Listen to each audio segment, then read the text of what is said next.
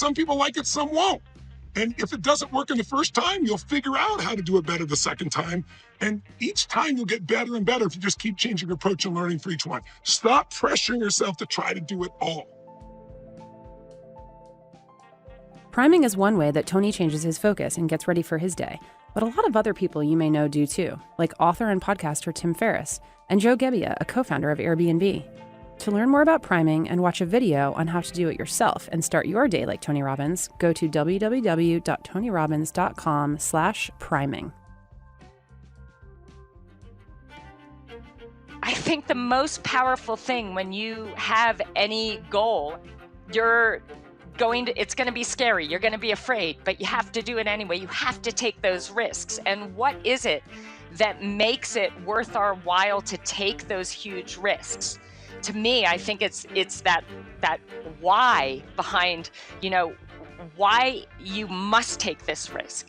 And for me, I knew that I had to do everything in my power to become the best triathlete in the world because I was desperate to prove to myself, most importantly to myself, that not only was I worthy and that I could achieve something special even as a gay woman, but that I could be loved and I could make a difference in this world. That's Siri Lindley. You may know of her because she has absolutely dominated the sport of triathlon as both an athlete and a coach. But before she found success in her career, she was controlled by deep-seated insecurity. In fact, as a young adult and student at Brown University, she was so plagued by her own fears, she could barely function. So when I was 20 years old, I was going to Brown University in Rhode Island, and I was an absolute mess. I was truly terrified in my own skin, and I felt like a crazy person because I was so overwhelmed with fear and anxiety, and I didn't know how to deal with it all. Now, keep in mind, I'm a 3-sport athlete. I'm a field hockey player, ice hockey player, and lacrosse player at Brown. I'm getting straight A's. So on the outside, it looked like I had it made in my life and everything's great and I must be so happy.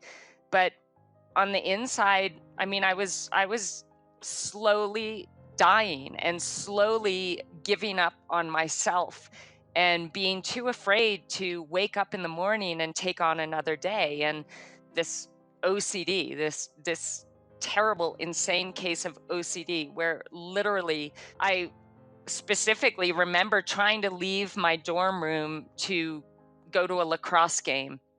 And I would be so anxious and so fearful that I'd be putting my socks on and off 10 times or 15 times until I felt like it was safe to leave them on this time, that nothing horrible was going to happen this time when I put my socks on, or washing my hands, for 10, 15, 20 minutes sometimes, and flicking the lights on and off in order to get these horrible fears and thoughts out of my mind. And no one knew anything about what was going on inside of me except me. And I not only didn't like the person that I was, but I was terrified of her. Siri's fear had spun out of control, and it got to a point where she was even contemplating taking her own life. I really was trying to come up with ways that I could just end my time on this planet. And that's a really horrible feeling.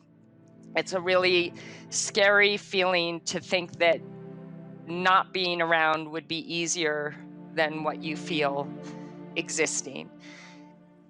But one night, everything changed for Siri. She was in the Brown University library and stumbled upon Tony's book, Personal Power. In a desperate search for something, anything, to make herself feel better, she read the entire book, all 452 pages of it, in one night. And it was that one night that changed the course of her life. The biggest revelation was understanding that I'm the only one that can change my experience of life. Life isn't just happening to me and you either are lucky and you're happy or you're unlucky and you're sad. We create our experience of life depending on what we're focusing on, the meaning we give things, and what we choose to do about it. I was focusing on everything I didn't want to have happen, so everything I was afraid of, focusing on fear, I was focusing on everything that I felt was missing, and I was focusing on everything that I had absolutely no control over. So you can imagine when you have your thought pattern is all based on this lack and fear and everything that you want to avoid. I mean, no wonder I was feeling as horrible and sad and crazy as I was. And when I realized that these irrational fears had suffocated me, paralyzed me, like literally I was sabotaging my whole entire life to the point that I didn't want to live it anymore. That's how powerful that fear was. But what I realized is that instead, I knew that I couldn't release fear altogether, but I was determined to let go of fearing things that I had no control over, fearing things that made no sense. That night, Siri made the decision to let go of her fears. She also set a goal for herself that was not only risky, but seemingly impossible.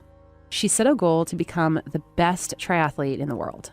For me, I knew that I had to do everything in my power to become the best triathlete in the world because I was desperate to prove to myself, most importantly to myself, that not only was I worthy and that I could achieve something special even as a gay woman, but that I could be loved and I could make a difference in this world and I could inspire other people. Like this was a desperate mission for me. So I didn't care how afraid I was. Nothing was going to stop me because a risk was worth taking. But there was one small problem. I didn't know how to swim. I was 23 years old. How did I expect to be the best in the world when at that level, I mean, it's former Olympians, it's former Olympic swimmers, and I'm just learning how to swim. Yes, I was terrified, but I also knew that, like, to me, I felt like fear is the universe saying, take this on. This matters. Everything great in your life is going to be on the other side of this fear. Step in. So Siri stepped into her fear. She got herself a coach, moved to Boulder, Colorado, and then to Australia, where the best triathletes in the world were training. She surrounded herself with people that were better than her, including world champion triathlete Michaela Jones, and modeled them. You want to achieve something spectacular, well, find someone that's already done what you're dreaming of achieving and do what they do. I needed to, watch her rituals and her habits and eat like she ate and train like she trained. And my God, it took me to a whole new level to where I was racing pro and coming in, top 15 in the world at the time. After years of training, Siri had the opportunity to go to Switzerland and work with renowned coach Brett Sutton to prepare